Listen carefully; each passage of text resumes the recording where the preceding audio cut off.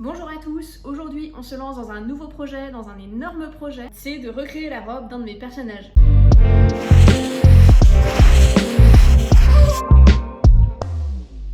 Alors, si vous avez déjà lu Clone de la Nation ou In Real Life, vous vous doutez bien que ça ne vient pas de ces romans-là, c'est la robe d'un nouveau personnage, d'un nouveau roman qui sort en 2024 et qui s'appelle Noblesse oblige. Allez, je vous le pitch rapidement. La révolution de 1789 n'ayant pas abouti, la France est dirigée par le roi Louis XXI. La monarchie autoritaire s'assure néanmoins le soutien du peuple, en mettant en scène son faste et sa cour dans des émissions de télé-réalité.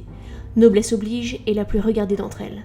On y suit chaque année une poignée de jeunes roturières élus, à qui l'on offre la chance de rencontrer de grands héritiers et de faire un mariage avantageux. Gabrielle, secrètement anti-royaliste, apprend qu'elle fait partie des candidates. Une occasion rêvée d'infiltrer la monarchie et de dénoncer ce qui se cache sous le vernis de la cour. Or, ce qu'elle va découvrir va bien au-delà de ce qu'elle pouvait imaginer. Le roman sort le 8 février et le personnage dont je vous parlais, c'est Gabrielle. Ce personnage porte des robes qui sont absolument fabuleuses. Et donc ce qu'on va faire, c'est qu'on va recréer l'une de ces tenues. Déjà, quand j'étais en train de l'écrire, je me disais, mon Dieu, ce serait tellement bien de pouvoir la porter en vrai. Et donc on va la faire en vrai. C'est une tenue qui est inspirée de la mode du 18e siècle. Qui dit 18e siècle dit corset, dit panier, dit jupon, dit chemise, et bien sûr la robe en elle-même. Et donc voilà, on va faire tout ça et j'espère qu'on va bien s'amuser dans le process. Alors, je ne suis pas du tout spécialiste du costume historique. Mais voilà, en faisant mes petites recherches, j'ai réalisé qu'en fait, il ne faut pas un corset. Parce que le corset, il apparaît au 19e siècle. Et en fait, nous, on veut une robe qui soit plutôt inspirée du 18e. Et à cette époque-là, c'est pas un corset qu'on porte en dessous, c'est un corps à baleine. Donc j'ai cherché des patrons de corps à baleine et j'ai fini par trouver un patron de corps à baleine. Il s'agit d'un patron de chez Scoop Patterns, c'est l'Augusta Stace, c'est un patron des années 80, 1780. Il fallait que je le fasse. J'ai maintenant mon PDF, je vais essayer de l'imprimer en espérant que mon imprimante me fait pas trop souffrir avec les dimensions. On va essayer de partir sur ça, donc sur un corps à baleine.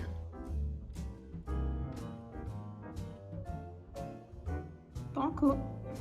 J'ai commencé par tracer ma taille sur le patron. Ce patron vient en deux coupes, une coupe droite, straight, et une coupe curvy, qui comprime plus la taille. J'ai choisi la coupe straight, qui correspond plus à ma morphologie, et surtout qui, je pense, devrait être plus confortable. Et comme je prévois de porter cette robe en dédicace et donc assise, je crois que c'est le choix le plus logique. Voilà, j'ai trouvé le tissu pour le corset. Je pense que ça peut faire un truc. C'est assez cool. C'est parti pour le repassage. J'ai terminé de repasser. Alors le patron me dit que je dois avoir la doublure. Je vais avoir deux couches en dessous, sous mon joli tissu. Le tissu qui va être à l'extérieur. Maintenant il ne me reste plus qu'à couper mes pièces dedans. J'ai doublé mon tissu et j'ai tracé mes pièces en suivant les instructions du patron. Une fois que j'ai tracé toutes mes pièces, je suis ensuite passée à la découpe. J'ai fait la même chose, mais avec mon joli tissu. Et ça y est, on a toutes nos pièces. Pose chat avec Zéphyr.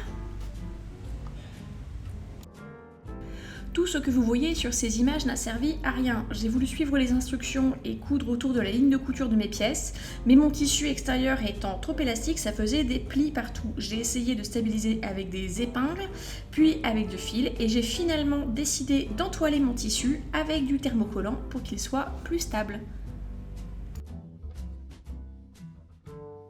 Ça y est, j'ai enfin toutes mes pièces qui sont prêtes, qui sont bien thermocollées. Le tissu est beaucoup plus stable comme ça.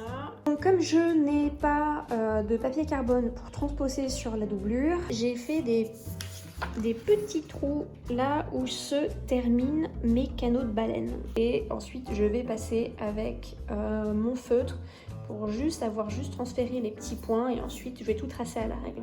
Ce qui risque d'être un tout petit peu compliqué, ça va être pour ces lignes courbes là. Là je pense que je vais peut-être découper ici et puis juste soulever le papier aux endroits où c'est découpé pour ensuite être capable de tracer la ligne. C'est donc ce que j'ai fait. J'ai fait des trous d'épingle dans mon papier et ensuite j'ai pressé un feutre pour reporter les extrémités de mes canaux de baleine. Puis j'ai tout tracé.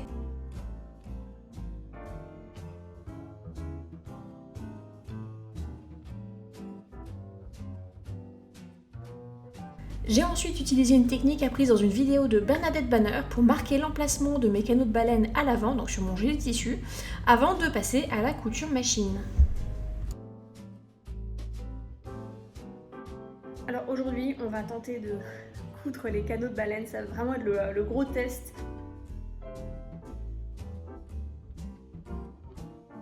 Ça rend plutôt bien. Maintenant, il n'y a plus qu'à continuer. Voilà où on en est. J'ai toutes les baleines au centre. Alors ça prend 30 plombes parce que je fais ça à toute petite vitesse.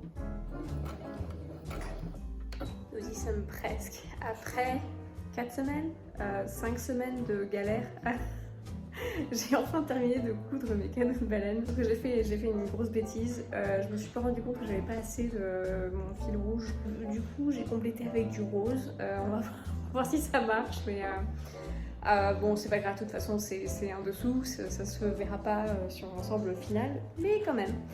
Ce qui me chiffonne un peu quand même, c'est que je trouve que le rose poudré va en fait vraiment mieux que le rouge un peu foncé que j'avais choisi au début. Allez, c'est parti pour l'assemblage. Et là, on prend ces petites épingles et on assemble. On assemble, on assemble, on assemble.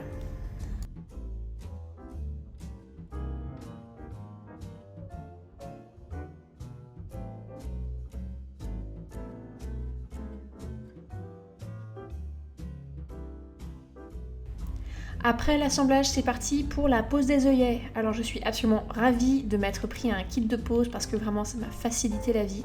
D'abord on poinçonne le tissu et ensuite on met les œillets en place. Premier essayage. Je n'étais pas hyper convaincue au début, j'avais un peu peur que ce soit trop petit. Le problème c'est que si je prends la taille au-dessus, et bien ici j'aurai les deux bords de mon corset de ma poitrine qui sont trop rapprochés. Je vais refaire un essayage. La raison c'est que j'ai demandé de l'aide sur Reddit en postant une photo de mon corset. Pour le coup j'ai eu quelques retours assez intéressants sur le fait que je pourrais modifier les pièces du dos, sur le fait que je portais, j'ai essayé le corset un peu, enfin le corps à baleine, je le portais trop haut, il faut que la taille soit plus basse que ma taille naturelle. Je vais le réessayer, surtout je vais réessayer par-dessus un t-shirt, puisque normalement un corset ça se porte par-dessus une chemise. On va essayer aussi de rentrer quelques baleines dans le corset, enfin dans le corps à baleine, encore une fois, pour voir un peu comment il se comporte et pour voir exactement combien de centimètres il faudrait que j'ajoute. On passe ensuite à l'étape super fastidieuse de la pose des baleines. D'abord on mesure la baleine, avant de la couper on enlève 2 cm et ensuite il faut bien arrondir les bords pour que la baleine ne perce pas le tissu. On fait ça avec du papier de verre et seulement ensuite on peut la rentrer dans son canal.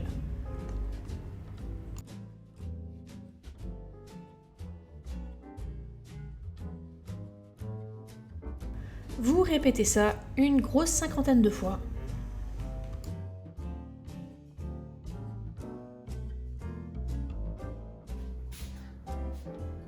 Et nous y sommes presque. Ça y est, j'ai mis toutes les baleines dedans. L'avant, ça marche, je pense. La taille du corps à baleine est censée être un peu plus basse que ma taille naturelle. Là. Donc là, je pense qu'a priori, ça marche. Le seul problème que j'ai, c'est le dos. Parce que normalement, je suis censée avoir les deux bords ici qui sont parallèles et à 5 cm. Et comme vous pouvez le voir, ça s'écarte vachement. Ici, j'ai passé une plombe à mesurer l'écart afin de déterminer combien de centimètres de tissu il me manquait au niveau de la taille.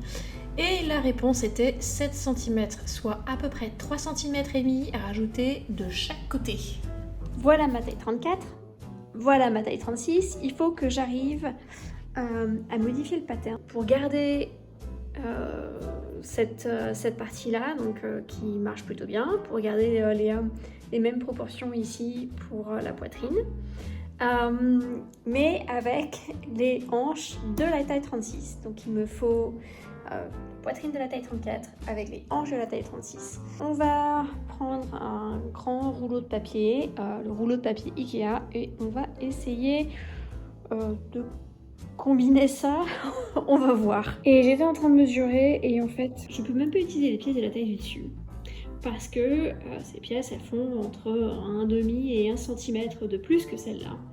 Et puisque forcément, la taille, les 5 cm en plus sont répartis sur toutes les pièces, donc sur les 7 pièces. Sauf que moi, j'aurais besoin de mettre ces 7 cm sur les pièces du dos. Donc du coup, il faudrait que je fasse entre 3 cm et demi sur chacune de ces deux pièces. Donc il faut que je me débrouille pour garder le haut et rajouter 3 cm et demi en bas. Et puis mettre des baleines là-dedans parce que il faut pas que ça fasse flap flap flap. J'ai rajouté mes 3 cm et demi sur la partie la plus large de mes pièces, en les répartissant bien au niveau de chaque couture. J'ai redessiné le bas et ensuite je me suis servi de mon fusil pour relier ces points à la partie haute demeurée inchangée. J'ai retracé mes canaux de baleine en m'inspirant ensuite du design des plus grandes tailles.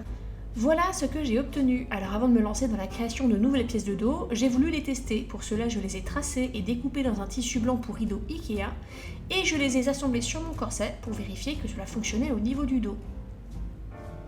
Aujourd'hui, on attaque ce que j'espère être le dernier ajustement pour terminer ce corps à baleine. Voilà, je vais couper mes pièces de lin, je vais couper mon joli tissu, je vais l'entoiler. On croise les doigts, on touche du bois, j'espère que ça va le faire.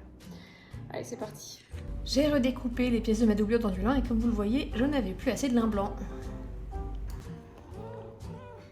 Je me suis retapé tous les canaux de baleine à coudre.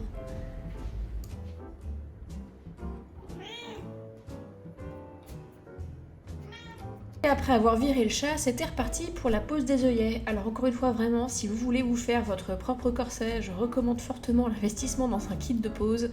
Je crois que j'aurais perdu patience si j'avais dû y aller au marteau, quoi.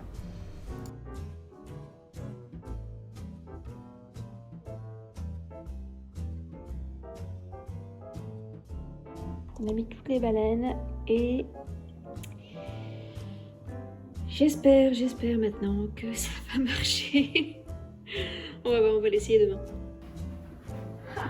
Ça marche trop bien. Je suis hyper contente.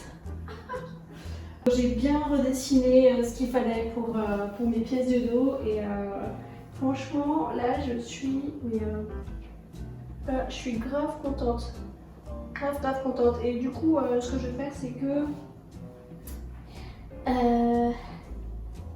j'ai plus qu'à faire toutes les finitions autour. Ce que je vais faire tranquille, je pense que je vais faire ça à la main pendant ce week-end. Mais voilà, ça y est, le corps à baleine est terminé. Il me reste ensuite il me reste plus qu'à faire donc la chemise, les arceaux et puis on aura complété les fondations. J'étais beaucoup trop optimiste puisque poser ce biais m'a juste pris des semaines. Et voilà, j'ai terminé le corset. Enfin terminé, j'ai juste encore en gros les coutures intérieures là qu'il faut que je vais les replier comme ça, puis je vais bien les coudre pour que ça s'abîme pas, mais je suis un peu pressée par le temps pour terminer cette robe et cette tenue, donc on va laisser ça pour plus tard. Voilà, je suis super contente, je trouve ça rend vraiment trop bien. Maintenant j'ai plus qu'à terminer la chemise avant de passer au panier. Et voilà, n'hésitez pas à liker, à vous abonner, à cliquer sur la cloche, bien sûr aussi à me dire ce que vous en avez pensé en commentaire, et puis on se retrouve très bientôt pour le prochain épisode.